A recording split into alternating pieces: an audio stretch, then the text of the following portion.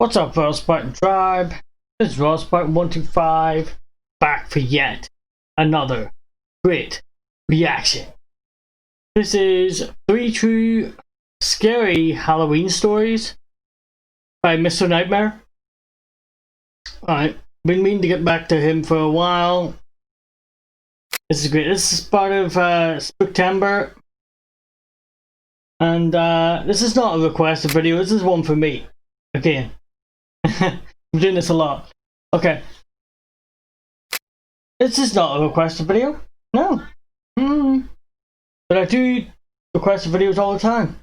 So if you'd like me to react to another video, just put it in the comment section down below and I'll get to it as soon as I can.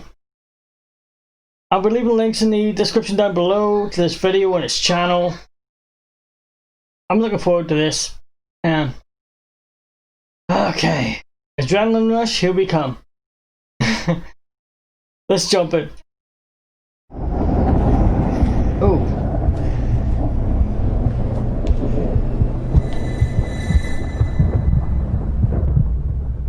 Halloween used to be one of my favorite holidays. Now I kinda just enjoy it when I have a decent party to go to. In 2018, when I was a senior in college, my friend Tracy's sorority was going to be throwing a big Halloween party at the sorority house. She said I could bring one friend since they didn't want too many outsiders at the party, so I invited my best friend Cody.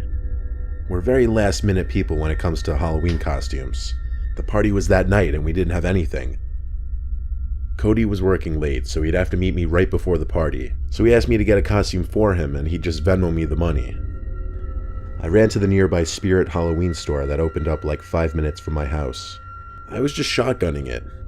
I picked a Where's Waldo costume for myself and a Superman costume for Cody. Both two of the cheaper costumes they had. Yeah. Everything was normal until I got to the cashier. I was on the phone with Cody telling him about the costume I got him and giving him details about the party. I told him which sorority it was, that Tracy got us the invite, gave him the address, and then he convinced me to pick him up instead of us just meeting, stuff like that. All of this was said as the cashier was watching me. He was some guy who was decently older than me, but because of his receding hairline, I couldn't put a gauge on it as to whether he was in his 30s or low 40s. He wore glasses though, and had a skinny-ish build and an awkward presence. As he rang up the two costumes, he had a comment something along the lines of, "Sounds like you have a fun party tonight, huh?" I chuckled and said yeah. Then he started asking more details, like if it's open invite, and had a comment about there being lots of girls. No, just take your costumes and leave. Guy's a creep, you can tell. I said it's closed invite and that I barely got an invite. He said it's all good. Then he shook my hand and introduced himself as Mike, so I did the same and told him my name was Sean, and I left. It was weird. Yeah. Fast forward to later that night. I picked up Cody and we arrived to the party around 10 p.m. It sounded loud inside, and there were multiple groups of people entering the house before us. At the door, a girl asked us who we knew there, and I told her Tracy. She let us in, and we were in this huge living room area. Music blasting, all the lights dimmed low, Halloween decorations everywhere, and to top it off, people with red cups full of booze crowding the place. We saw Tracy and hung around her for a while. Red cup! We played beer pong and other drinking games. It was a very legit party. But then, at some point, there was a commotion by the front door area. Cody, Tracy, and I and a few others walked over, and the girl at the door started calling out, "Where's Tracy?" She came forward, and the girl asked, "Who is Sean?"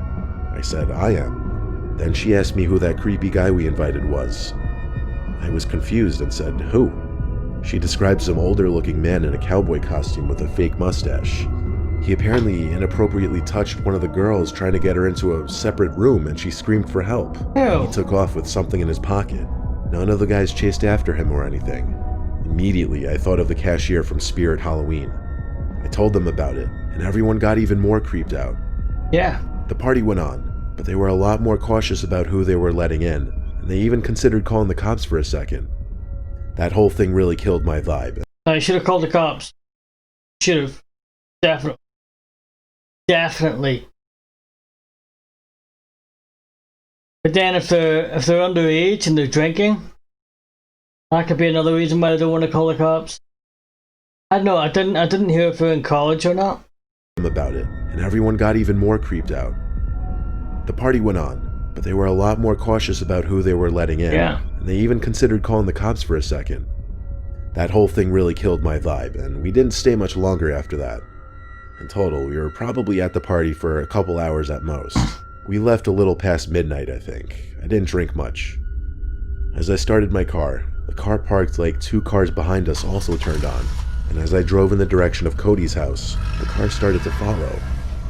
Cody and I were sure it had to be him after it made 4 of the same turns, so I pulled to the side of the road, egging him on to pull over, but the car just stopped for a few seconds, then basically floored it past us.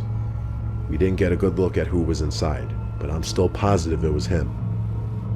After dropping off Cody down the block from his house, just being cautious, I was staying very aware of my surroundings, and because of that, I noticed a car in the near distance with its lights off, tailing me. It looked like the same car. I got to a main road, once again pulled over and waited. The car once again waited, and then a few seconds later turned on its lights and floored it in the far left lane, passing me. I was obviously shook, and drove home as fast as I could while I was sure I wasn't being followed. I called that Spirit Halloween location the next day and reported the cashier. They thanked me for the information, but I never went back there, so I wouldn't know if he was fired or anything. Looking back, I wonder if I could have and should have pressed charges. Regardless, I have no idea what he could have possibly wanted from me. But either way, I'm happy he didn't find out where I live. Yeah. That's creepy as hell. Halloween of 2019 was the most terrifying night of my life. I live in Australia, and because we don't celebrate Halloween as enthusiastically, we don't get as many trick-or-treaters. Around 5 or 6 people at most. Kind of the same here in the UK. We're not really... I've noticed that we don't really get any anymore, to be honest. You know what I mean? We don't really celebrate it as much. At least where I live, anyway. I don't know about other places in the UK. I used to love going trick-or-treating. I am personally a huge fan of Halloween, though, Yeah. to the dismay of my parents who would prefer not to acknowledge it. Obviously, that leaves me in charge of putting up decorations and handing out candy. This particular year, Halloween fell on a school night, and a storm began just after 6 o'clock, which unfortunately meant my efforts preparing the decorations had pretty much gone to waste. Yeah. Ignoring my better judgment, I still waited for trick-or-treaters in the living room and watched The Conjuring to pass the time.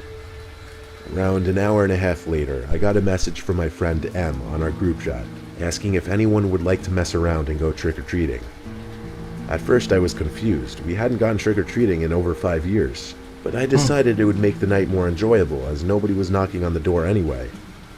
My other friends, who I'll call S, C, and H, all agreed and asked M where we should meet up.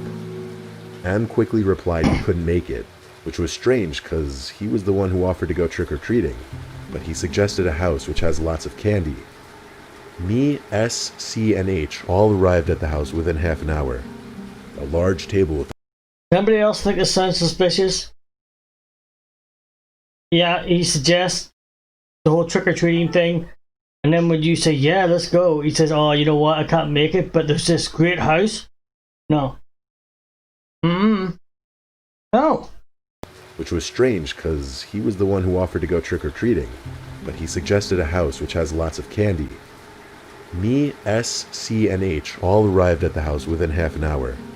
A large table with a pumpkin bowl filled with lollipops stood at the front porch, and after checking the windows to make sure we weren't being watched, we emptied the bowl between us, only leaving a few to avoid suspicion. As we turned around to leave, we were greeted by 2 men dressed as clowns approaching us up the driveway. They had huge painted smiles and tilted heads. I could tell we were all creeped out, and one of my friends screamed as they started bolting towards us, one squeaking its rubber nose as they chased. After running for what felt like an eternity, we finally lost them. We decided to go to M's house so we could discuss what just happened in a safe area. However, when M answered the door, he burst into laughter. "What the hell are you guys doing?" he said, confused. "You told us to go trick-or-treating. Can you just let us inside?" S replied. After sitting down on M's couch, We all soon realized M had lost his phone earlier that day, and a stranger had suggested the idea of going to that house, presumably. I knew it. I knew it. I knew it sounded strange. Oh. Some people are just creeps, man. They are. Just let us inside, S replied. After sitting down on M's couch, we all soon realized M had lost his phone earlier that day, and a stranger had suggested the idea of going to that house, presumably some sort of trap from the clowns.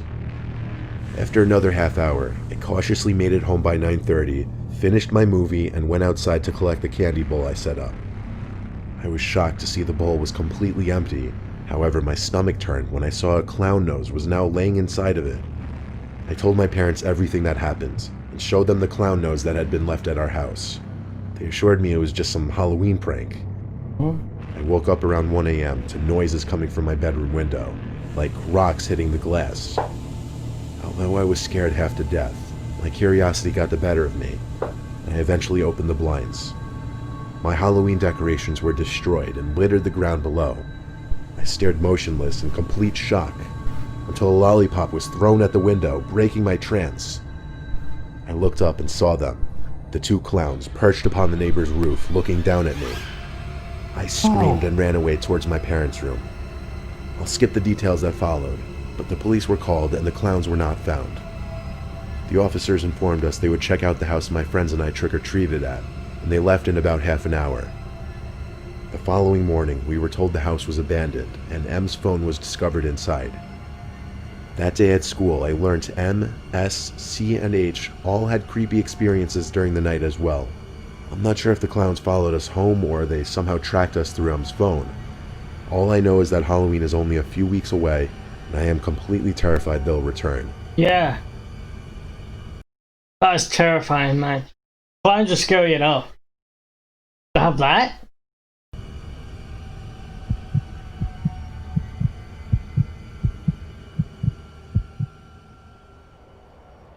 It was a stormy Halloween night. I was with my three friends John, Mary, and Keenan. Since we didn't have any real plans and were kind of just hanging around, I decided to grab the Ouija board from my closet. All my friends were down to try it. I wanted to be funny but also set the mood, so I got 3 candles, lit them, and turned off all the lights. The 4 of us sat at the table with our hands on the planchette.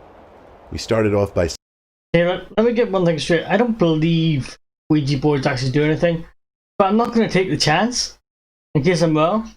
I'm well aware that I could be wrong. No. I wanted to be funny but also set the mood, so I got 3 candles, lit them, and turned off all the lights. The 4 of us sat at the table with our hands on the planchette. We started off by saying, "Is anyone there?" Of course, the planchette started to move and we all started to laugh. It went from Y to E to S, spelling yes. John and I began asking the really stupid, goofy questions, like, "Will you haunt Mary?" And she kept begging us to stop. But as the planchette moved to once again spell out the word yes, we all erupted into laughter. To be honest, I didn't even contribute to moving the piece around the board. I just assumed John and Keenan were messing around for the most part. Then, without anyone asking a question, the planchette started moving to spell the words, "I'm inside the house." More laughs, until there was a huge, very obvious thump sound from directly up Haunt Mary, and she kept begging us to stop. But as the planchette moved to once again spell out the word yes, we all erupted into laughter. To be honest, I didn't even contribute to moving the piece around the board. I just assumed John and Keenan were messing around for the most part. Then, without anyone asking a question, the planchette started moving to spell the words, "I'm inside the house." More laughs, until there was a huge, very obvious thump sound from directly upstairs, like right over our heads. It most closely resembled a boot. Time to move. Time to get out. Time to get out. Call the cops. Yep. Stomping on the floor. All of us jumped. Mary started screaming and freaking out. John, Keenan, and I didn't know whether to laugh or be freaked out. My parents weren't home. No one was except for me. We don't have any pets. Suddenly, the doorbell rang. We looked at each other. Then I went to look through the peephole. I opened the door. It was a dad and his young son trick-or-treating under an umbrella.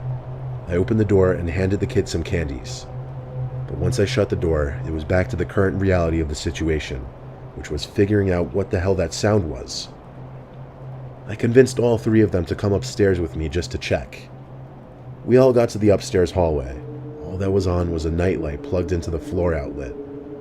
We were halfway through the hallway, approaching my parents' bedroom, which was the room directly above the table we were sitting at, where we heard the noise.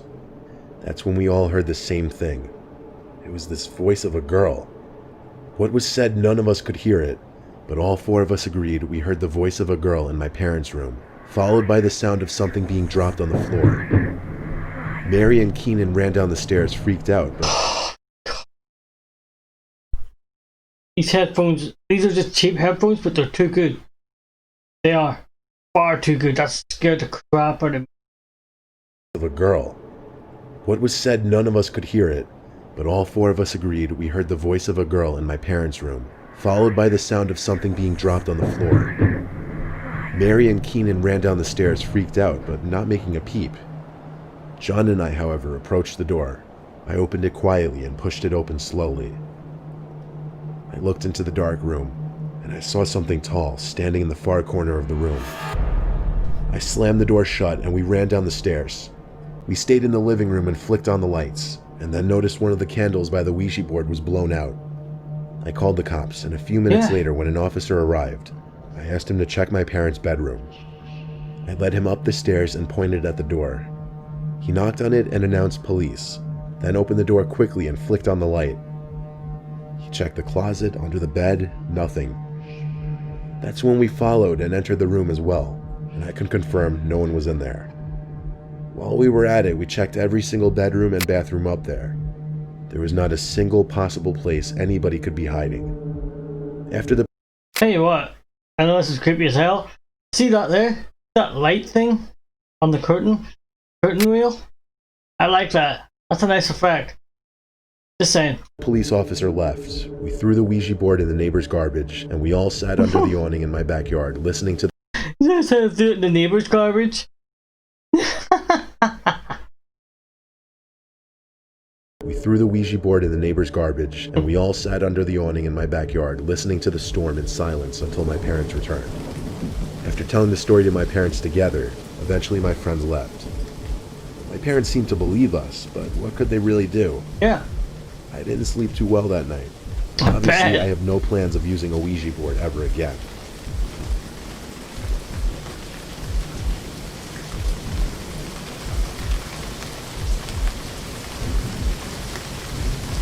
You gotta see it? Yeah. Oh, that's the end of the video. Oh, that creeped me out. Hey, if anyone likes these scary ones as much as I do, please let me know. Yeah? And request some as well. That was Mr. Nightmare. And until next time, I am out of here.